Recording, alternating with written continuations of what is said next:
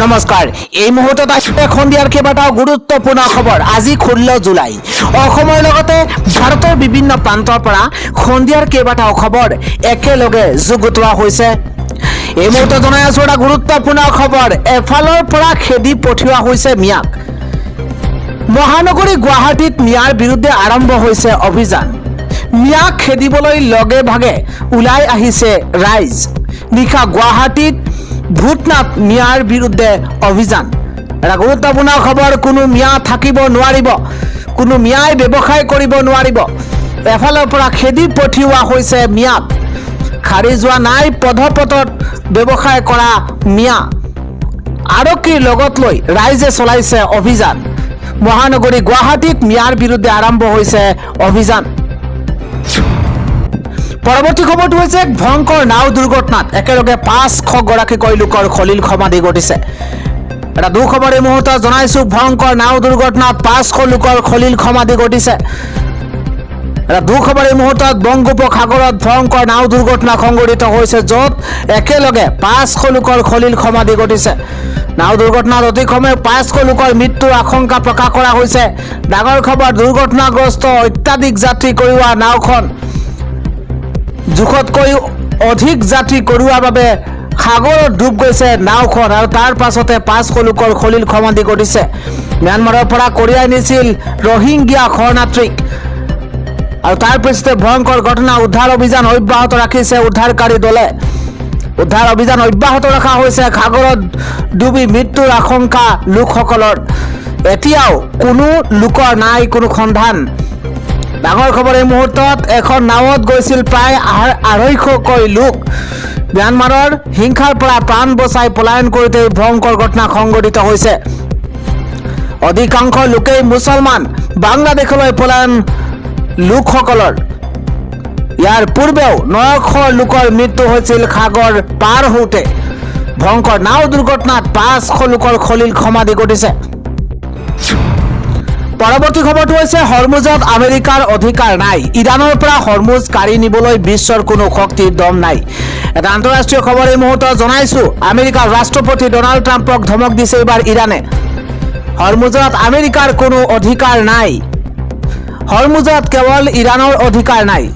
এটা breaking news. বিশ্বৰ কোনো শক্তিয়েই ইৰাণৰ পৰা হৰমুজ জলদ্বীপ কাঢ়ি ল'ব নোৱাৰে। বিশ্বৰ কোনো দেশৰ হাতত শক্তি নাই। ডাঙৰ খবৰ এই মুহূৰ্তত। হৰমুজ আমেৰিকাৰ দখলৰ দাবী কৰাৰ পাছতে গৰ্জন ইৰাণৰ। গুৰুত্বপূৰ্ণ খবৰ। ডনাল্ড ট্ৰাম্পৰ ৰঙা চকু দেখাই ইৰাণৰ সকিয়নি। ভয়ংকৰ হৈ পৰিছে আমেৰিকা ইৰাণৰ যুদ্ধ। অধিক ভয়ংকৰ হৈ পৰিছে আমেৰিকা ইৰাণৰ যুদ্ধ। আক্ৰমণ প্ৰত্যাক্ৰমণৰ মাজতে তীব্ৰতৰ হৈ পৰিছে বাক যুদ্ধ। হৰমুজত আমেৰিকাৰ হস্তক্ষেপ কোনো কাৰণতে মানি লোৱা নহ'ব। আমেৰিকাৰ লম্ফ জম্ফ কোনো মূল্যৰ বিনিময়ত সহ্য কৰা নহ'ব। বিগ ব্ৰেকিং নিউজ এই মুহূৰ্তত জনাইছো। অন্যথা আমেৰিকাৰ বিৰুদ্ধে ভয়ংকৰ আক্ৰমণৰ হুংকাৰ। পৰৱৰ্তী খবৰটো হৈছে বজাৰত মূল্য বৃদ্ধিয়ে জুই লগাইছে। এফালে লাগিছে বজাৰত জুই আৰু আনফালে চৰকাৰ আছে খুই। সৰ্বসাধাৰণ জনতাৰ মূৰত পুনৰ ৰাম টাঙোন। এইবাৰ মূল্য বৃদ্ধিয়ে কোঙা কৰিছে জনতাক। বজাৰত বস্তুৰ জুই চাই দাম। পুনৰ বৃদ্ধি হৈছে অত্যাৱশ্যকীয় সামগ্ৰীৰ মূল্য বৃদ্ধি। চাউলৰ পৰা আৰম্ভ কৰি চেনি, দাইল, মিঠাতেল, পিঁয়াজ, কণীলৈকে মূল্য বৃদ্ধি হৈছে। 1220 টকীয়া বিপিটি চাউলৰ প্ৰতি বেগত দাম হৈছেগৈ 1400 টকাৰ ওপৰত। 1410 টকা হৈছেগৈ। 1570 টকীয়া চাউলৰ প্ৰতি বেগৰ দাম হৈছেগৈ 1820 টকা। 5 টকাৰ পৰা 20 টকা পৰ্যন্ত বৃদ্ধি হৈছে মিঠাতেলৰ মূল্য।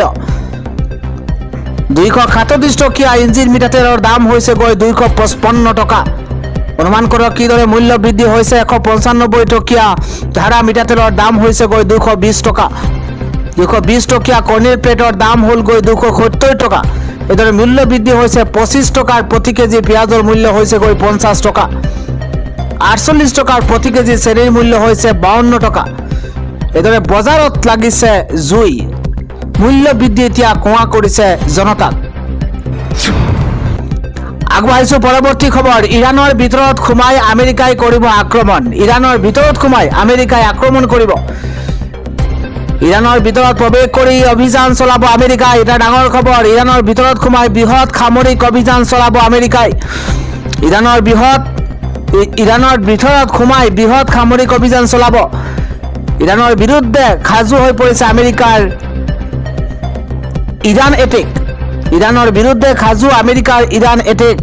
ব্লু প্ৰিণ্ট সাজু কৰিছে আমেৰিকাই। ডাঙৰ খবৰ, ইৰাণৰ পৰা হৰমুজ জলদ্বীপ দখল কৰাৰ পৰিকল্পনা আমেৰিকাৰ। গুৰুত্বপূৰ্ণ আন্তঃৰাষ্ট্ৰীয় খবৰ জনাইছো, স্থলপথেৰে আক্ৰমণৰ পৰিকল্পনা আমেৰিকাৰ। ইৰাণৰ বিৰুদ্ধে তিনিটাকৈ বিকল্প সাজু আমেৰিকাৰ। প্ৰথমটো বিকল্প আকাশমাৰ্গেৰে আক্ৰমণ তীব্ৰতৰ কৰি তোলা, আৰু দ্বিতীয় বিকল্প হৰমুজৰ সমীপত ইৰাণ দ্বীপসমূহলৈ সামৰিক সেনা প্ৰেৰণ।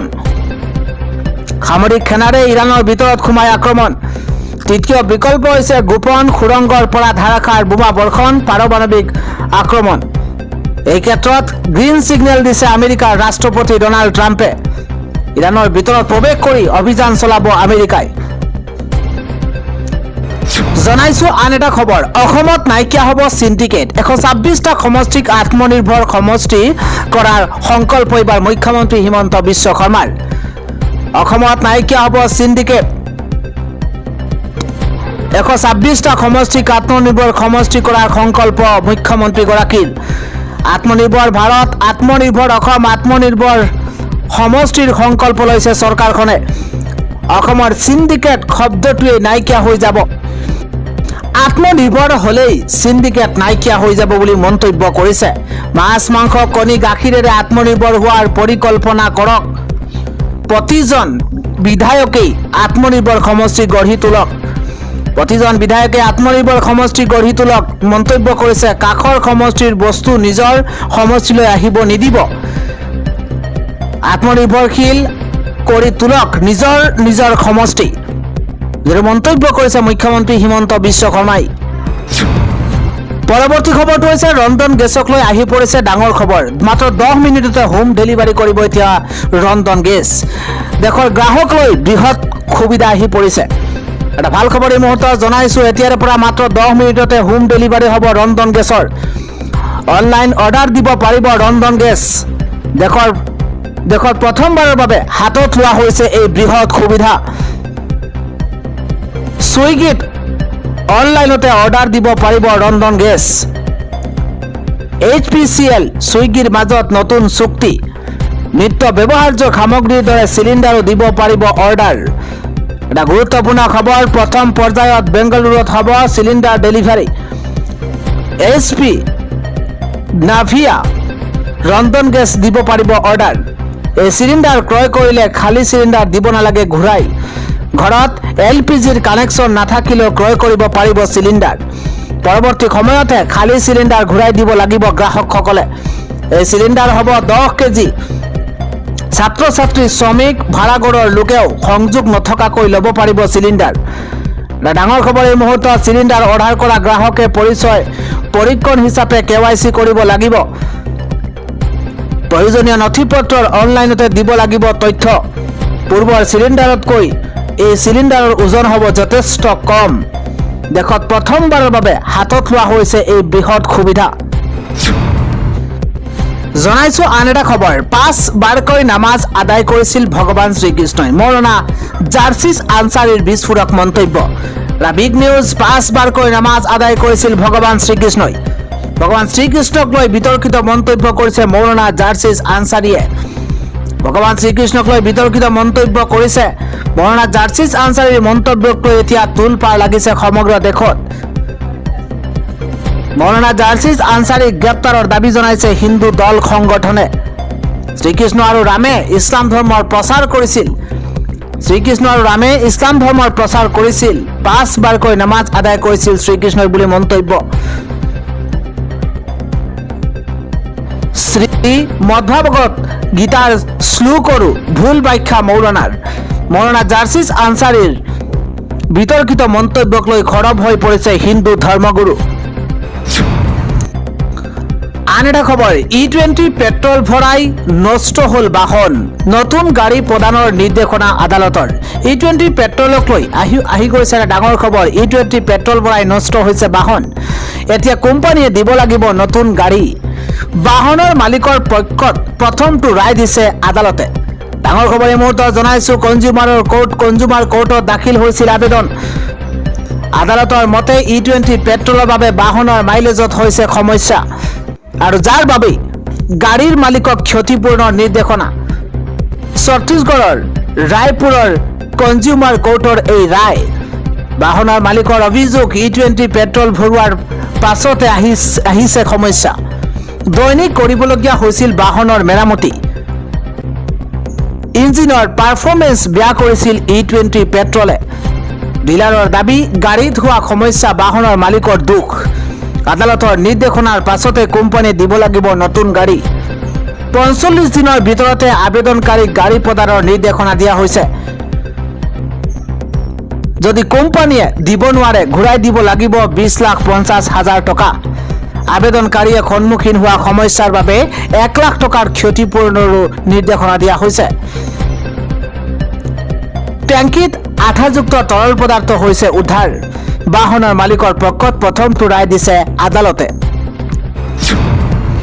জনাইছো পৰৱৰ্তী খবৰ নিৰ্দয়ভাৱে মুছলমানৰ ওপৰত চলিছে উচ্ছেদ মুখ্যমন্ত্ৰীৰ বিকাশৰ আজি সত্যনাশ হৈছে গৰজি উঠিছে আজি বদৌদ্দিন আজমল এই মুহূৰ্তত এটা ডাঙৰ খবৰ জনাইছো সমগ্ৰ ৰাজ্যত নিৰ্দয়ভাৱে মুছলমানৰ ওপৰত উচ্ছেদ চলিছে জীয়াই থাকিবলৈ এইসকল উচ্ছেদিতক খাদ্য পানীৰ প্ৰয়োজন আজমলৰ তৰফৰ পৰা মন্তব্য মুখ্যমন্ত্ৰীয়ে কেৱল মাত্ৰ সকলোৰে বিকাশৰ কথা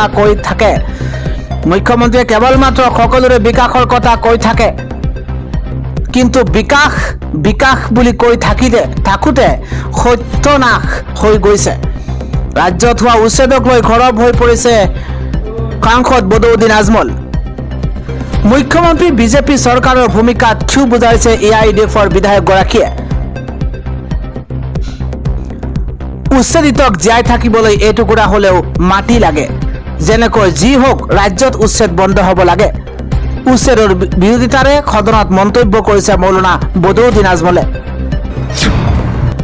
জনাইছো আন এটা খবৰ ২৪ ঘণ্টাই ৱাংচুকৰ স্বাস্থ্যৰ নজৰত ৰাখক কেন্দ্ৰীয় চৰকাৰলৈ নিৰ্দেশনা দিল্লী হাইকোৰ্টৰ ডাঙৰ খবৰ অনখণ্ডত সোনম ৱাংচুকৰ স্বাস্থ্যক লৈ উদ্বিগ্ন হৈ পৰিছে দিল্লী উচ্চ ন্যায়ালয় কেন্দ্ৰীয় চৰকাৰলৈ বিশেষ নিৰ্দেশনা দিছে বিচাৰপীঠে ২৪ ঘণ্টাই ৱাংচুকৰ স্বাস্থ্যৰ নজৰত ৰাখিবলৈ নিৰ্দেশনা দিল্লী উচ্চ ন্যায়ালয়ৰ অনখনে ১৯ দিনে ভৰি দিয়াৰ পাছতে দ্ৰুত অৱনতি ঘটিছে ৱাংচুকৰ স্বাস্থ্যৰ বিশিষ্ট পৰিৱেশবিদজনৰ স্বাস্থ্যৰ অৱনতি ঘটাত উদ্বিগ্নতা প্ৰকাশ কৰিছে আদালতে দেশৰ প্ৰতিজন নাগৰিকৰ স্বাস্থ্য গুৰুত্বপূৰ্ণ দিল্লী হাইকোৰ্টৰ তৰফৰ পৰা মন্তব্য অনিৰ্দিষ্টকালীন অনশনৰ সময়ছোৱাত কেৱল পানী খাই আছে ৱাংচুকে দিল্লী উচ্চ ন্যায়ালয়ৰ তেওঁৰ স্বাস্থ্যৰ অৱনতি সন্দৰ্ভত দাখিল কৰা হৈছিল PIL যন্ত্ৰৰ মন্ত্ৰৰ অনশনস্থলীত অত্যন্ত দুৰ্বল অৱস্থাত আছে সোনম ৱাংচুক যোৱা ১৮ দিনত ৯ কেজিৰো অধিক হ্ৰাস পাইছে ৱাংচুকৰ শৰীৰৰ ওজন আন এটা খবৰ মহানগৰীৰ ভূতনাথ হত্যাকাণ্ডৰ মূল অভিযুক্ত সানোৱাৰ আলীক গ্ৰেপ্তাৰ কৰা হৈছে জালুকবাৰীৰ আত্মীয়ৰ ঘৰৰ পৰা গ্ৰেপ্তাৰ কৰে ভৰলুমুখ আৰক্ষীয়ে হত্যাকাণ্ড সন্দৰ্ভত এতিয়ালৈকে ৫ অভিযুক্ত পৰিছে আৰক্ষীৰ জালত সানোৱাৰক জেৰা কৰি জোৰদাৰ তদন্ত চলাইছে আৰক্ষীয়ে এদল লোকৰ আক্ৰমণৰ বলি হৈ প্ৰাণ গৈছিল খান্তিপুৰৰ হৰেশ্বৰ ডেকাৰ পৰৱৰ্তী খবৰ জনজাতিকৰণৰ নামত কোচ ৰাজবংশীক প্ৰতাৰণা কিয় গুৰেশ্বৰত সদৌ কোচ ৰাজবংশী ছাত্ৰ সন্থাৰ উত্তাল প্ৰতিবাদ বিজেপি চৰকাৰ হাই হাই জুৱেল ওৰাং হাই হাই ধ্বনিৰে পৰিৱেশ উত্তাল কৰি তুলিছে শীঘ্ৰেই দাবী পূৰণ নহলে চৰকাৰ উফৰাই পেলোৱাৰ দাবী প্ৰতিবাদকাৰীৰ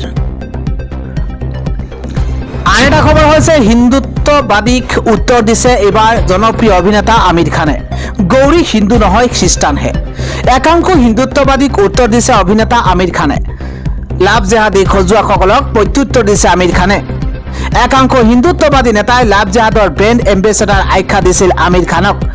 সেইসকল হিন্দুত্ববাদীলৈ আমিৰ খানৰ বিশেষ বাৰ্তা, মই 3বাৰ বিয়া কৰাইছো, কিন্তু কোনো এগৰাকী পত্নীয়ে সলনি কৰা নাই ধৰ্ম।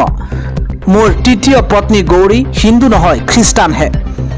মোৰ 2গৰাকী ভগ্নীৰ বিয়া হিন্দুৰ সৈতে হৈছে। মোৰ ছোৱালীজনৰ বিবাহো এজন হিন্দু যুৱকৰে হৈছে। হিন্দু মহিলাক বিয়া পতা বুলি একাংশই লাভ জেহাদী আখ্যা দিছিল আমিৰ খানক। পৰৱৰ্তী খবৰটো হৈছে তৃণমূল কংগ্ৰেছৰ সভানেত্ৰী মমতা বেনাৰ্জীয়ে আজি কয়, মোৰ বয়স লৈ চিন্তা কৰিব নালাগে, বিজেপিৰ অন্ত চাবলৈ মই জীয়াই থাকিম। তৃণমূল কংগ্ৰেছৰ সভানেত্ৰী মমতা বেনাৰ্জীয়ে কয়, মই আপোচ কৰা হলে ইমান অত্যাচাৰ সহিব নালাগিলেহেঁতেন। লগতে ভতিজা অভিষেক বেনাৰ্জীক বাঘ বুলি অভিহিত কৰি কয়, তেওঁ কোনো ভুল কৰা নাই, আগন্তুক 50 বছৰ ৰাজনীতিত থাকিব বুলি মন্তব্য তৃণমূল কংগ্ৰেছৰ সভানেত্ৰী মমতা বেনাৰ্জীৰ। আন এটা খবৰ হৈছে অসমত গুৰুতৰ হৈ পৰিছে বান পৰিস্থিতি, ক্ষতিগ্ৰস্ত লোকৰ সংখ্যা 4 গুণলৈ বৃদ্ধি হৈছে। অসমত বান পৰিস্থিতিয়ে পুনৰ এক উদ্বেগজনক ৰূপ লৈছে। অসম ৰাজ্যিক দুৰ্যোগ ব্যৱস্থাপনা প্ৰাধিকৰণে প্ৰকাশ কৰা তথ্য অনুসৰি 15 জুলাইত ৰাজ্যখনত বানৰ ফলত মৃত্যু হোৱা লোকৰ সংখ্যা 4 গৰাকীলৈ বৃদ্ধি পাইছে। একে সময়তে বানত ক্ষতিগ্ৰস্ত হোৱা লোকৰ সংখ্যা প্ৰায় 4 গুণ বৃদ্ধি পাই বৰ্তমান 37,000 ঘৰ অতিক্ৰম কৰিছে। বানপানীৰ ফলত শেহতীয়াকৈ শোণিতপুৰ জিলাৰ চাৰিদুৱাৰ ৰাজচক্ৰৰ অন্তৰ্গত এলেকাত আন এগৰাকী লোকৰ মৃত্যু হোৱাৰ খবৰ পোৱা গৈছে। দুৰ্যোগ ব্যৱস্থাপনা প্ৰাধিকৰণে জানিবলৈ দিয়া মতে যোৱা 13 জুলাই নিশাৰ পৰা খন্দানীৰ হৈ থকা উক্ত ব্যক্তিগৰাকীৰ মৃতদেহ 14 জুলাইত উদ্ধাৰ কৰা হৈছে। ৰাজ্যখনৰ বিভিন্ন প্ৰান্তত বানপানীয়ে নতুন অঞ্চল প্লাবিত কৰাৰ লগে লগে ক্ষতিগ্ৰস্ত লোকৰ এই পৰিসংখ্যা দ্ৰুতগতিত বৃদ্ধি পাবলৈ ধৰিছে। পৰিস্থিতিৰ প্ৰতি লক্ষ্য ৰাখি চৰকাৰ তথা জিলা প্ৰশাসনে সামগ্ৰিক অৱস্থাৰ ওপৰত তীক্ষ্ণ নজৰ ৰাখিছে। ইতিমধ্যে বানপীড়িত অঞ্চলসমূহত আবদ্ধ হৈ থকা লোকসকলৰ বাবে প্ৰয়োজনীয় সাহায্য প্ৰদানৰ লগতে প্ৰশাসনৰ তৎপৰতাত উদ্ধাৰ অভিযান অব্যাহত ৰখা বুলি জানিব পৰা গৈছে।